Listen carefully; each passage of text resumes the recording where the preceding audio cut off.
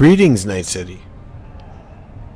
Welcome to another episode of Cyberpunk 2077. I am Cobalt Thorium. And as I threatened, I think we're going to do a little bit of a lore episode here so that we can, crunch through some of these shards. They're really building up. So, oh my god, there's 53 in other. That's unbelievable. It's going to take 1,000,000 years to get through all this stuff. Why they do this to me, man? Alright, well, probably should start on it and get through it. Let's start with the people of Night City, the Tamed Dragon. A biography of Yuri Arasaka. In many ways, the story of Yuri Arasaka resembles an ancient parable. The younger son of one of the modern world's most powerful CEOs renounces his heritage, forfeits his birthright, and instead chooses a rough-and-tumble life on the streets of Tokyo, only to later scamper back home to the warm, sheltered bosom of his family with his tail tucked. At least, that is the story most have pieced together from official sources. But why did Yuri betray his father in the first place? Why did he return? For several years I dug deeper, followed leads, reached out to the former friends and acquaintances of his life. Slowly, I began to unearth answers to some of the public's most burning questions. Yuri was born in Tokyo in the early 21st century, the first child to Saburo, Arasaka's third wife, Michiko. First child to... Okay, that's very poorly worded, but by all accounts, he seemed a happy child that grew to become a pleasant young man. That is, until his graduation from the University of Tokyo at the age of 21. Following the ceremony, the Arasaka family threw a party in his honor. At some point in the evening, Saburo invited his son to his study for a private conversation.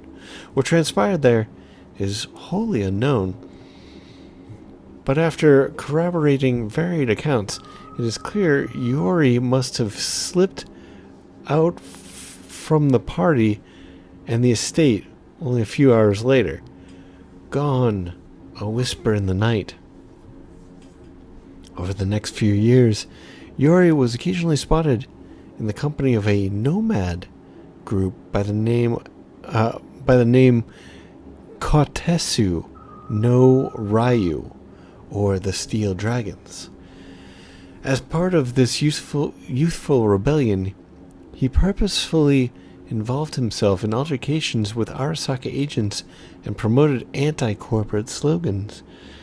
After his family eventually confirmed Yuri's involvement, Saburo renounced his son and Kei, Saburo's eldest son, swore to enact revenge against his younger brother. Okay. Ironically, it was later, at Kei's funeral, that Yuri, at last, reconciled with his father. Okay, the implication here is that Yuri killed Kei. Stubbornly proud to a fault, many were surprised by Arasaka's patriarch's conciliatory approach. What caused Saburo to change his mind?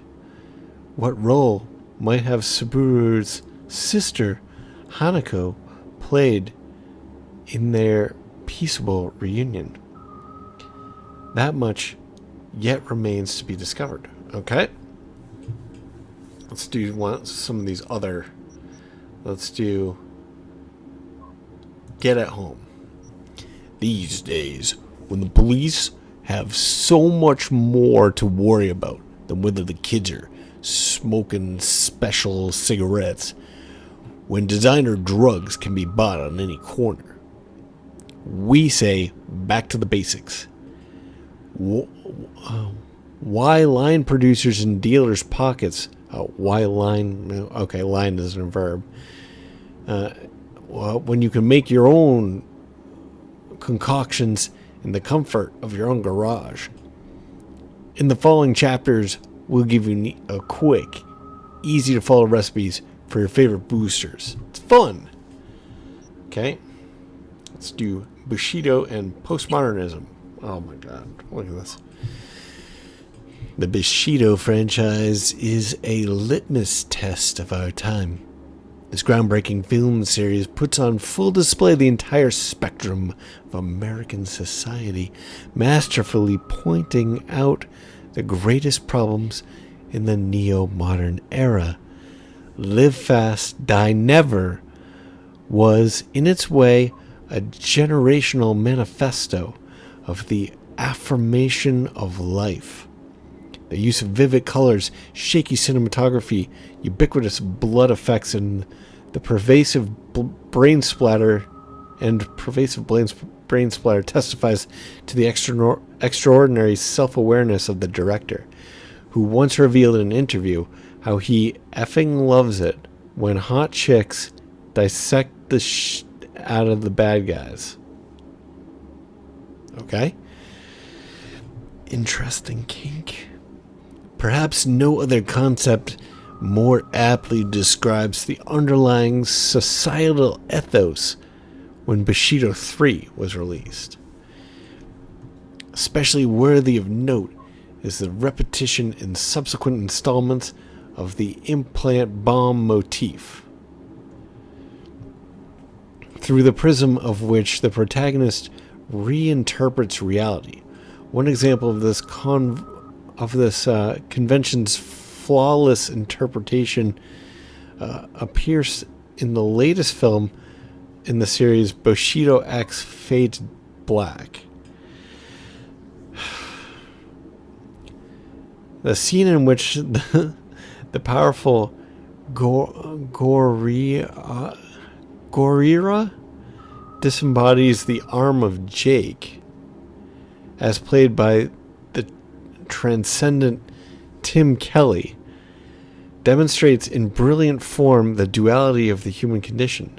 Is it just me, or is this like really hard to read? Like it's like a really jumbled sentence structure.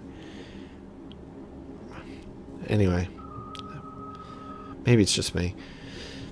On the one hand, Jake loses his cybernetic arm, a symbol of both his tragic past and the ongoing techno-ontological conflict within his psyche.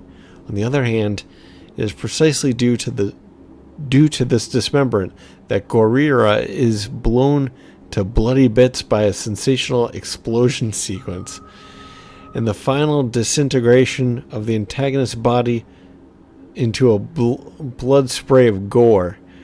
How should this be interpreted? It is a metaphorical cry of deeply rooted despair, and a manifestation of the personal transgression. A fragmentation of body could likewise be interpreted as a fragmentation of the individual mind, thus provoking the question, whose mind? Indeed, had everything the viewer's seen of Jake's struggle been, in fact, a personified, embodied fear? Had he not been embroiled in epic battle with a vile monster, but rather only with himself? Could the entirety of Jake's narrative been only a manifestation of some cyber psychotic dream state? All along the depth and nuance that has defined this franchise since its inception, but only one thing is certain: Bushido has forever changed the world of cinema. Okay, well, this is clever, but it's a bit overdone as a trope, and that is the. I think we've all seen this. The critic reading far too deeply into into stories and coming up with all these like ridiculous like messages that are supposed to be in there but aren't. You know, they're looking too hard, and perhaps they can't see the forest for the trees, and that this is just supposed to be a form of entertainment, and they're trying to find all of these like metaphorical concepts and stuff like that. And this is a great observation, but it's an observation that I've seen before, like in many like games and stuff, where they'll have these ridiculous articles where somebody is like being all hoity-toity about some movie that's just like an action movie. And of course, you see this in real life too. Probably the best example would be Black Panther, which is a very fine movie. But, I mean, it was put up for an Academy Award for Best Picture. It's like, what are you doing? What are you doing? There's no way. That's a popcorn flick. It's not the Best Picture. It shouldn't even be considered for Best Picture. Anyway. So that's my take on this. So let's do Dossier Sasquatch. I realize that that's pronounced dossier, but Sasquatch. So Sasquatch is the boss that we fought in the mall. Sasquatch has been an animals group leader since 2075. She has shown a willingness to listen to her subordinates, but has shown no lapses in discipline nor respect for her command. Physical capability formidable, intelligence average, but her well above average cunning and agility, characteristics of the animal's gang, make up for her deficiencies in high level technical skills. Okay, so she's not technical, but she's a good leader. Was. Strengths: responsible, task-oriented, professional. Weaknesses: independence, verging on arrogance. Effectiveness: leading previous tasks, high. Recommendation for current task, yes. Alright, let's maybe just finish off this section. Do Beelzebub's tales to his grandson. I kind of like that voice. I might continue it. Even before our arrival, many beings in Babylon had lost their minds over this subject, while many others were inching closer to the same fate.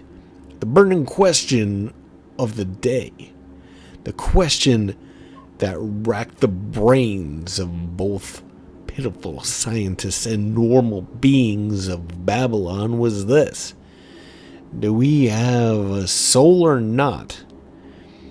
There were all sorts of the most fantastic theories on the subject, with new ones appearing all the time, and each and every one of the tempting hypotheses had its supporters.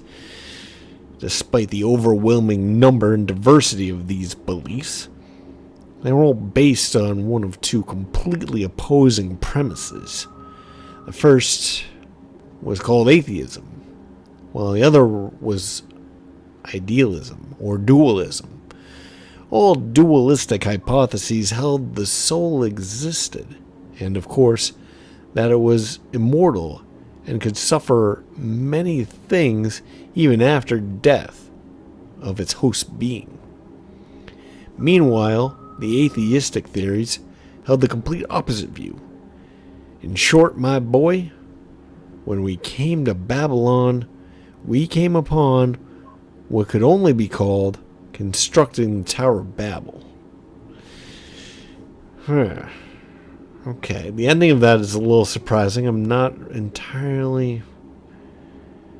How is that constructing the Tower of Babel? I don't understand. The ending sentence of this is a sort of a departure from the rest of it, although it sort of brings back the top part. I don't understand how this talk about the existence of the soul corresponds with Babel and Babylon.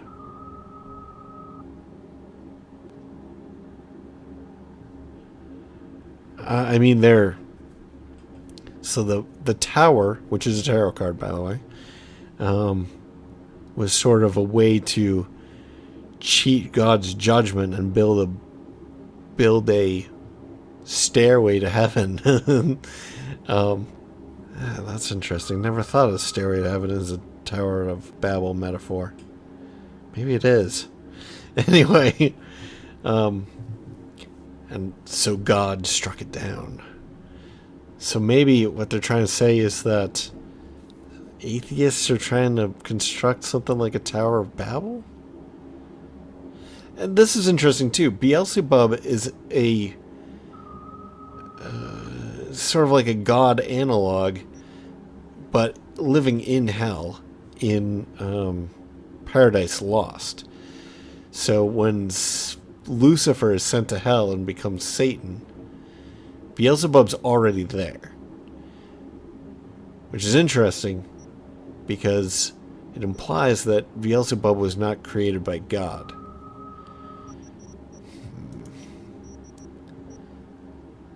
I don't understand how any of this is connected. It seems like pure gibberish.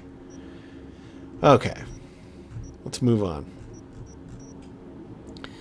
Let's do the Chronicles of Titania, Book 1. And this might wrap up this episode. We've gone through all of the others, the people of Night City, and we're doing the first literature. You haven't an idea what you're talking about, the green-haired woman snorted and mockingly smiled. I visited many worlds, each built on a lie. Although this might be the first time I've seen its people so stubbornly close their eyes to it.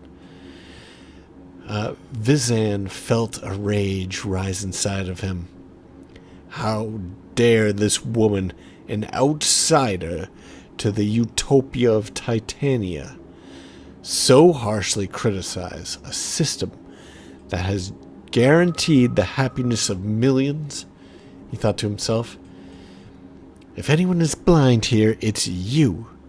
Oh, that was him again. Sorry. Vizian finally erupted. Titania knows no inequity, no scarcity. For the first time in human history, everyone belongs to the privileged class. The woman smiled softly, with a mischievous twinkle in her amber eyes. Is that so? She asked. And your work at this cannery? Why are you unhappy there?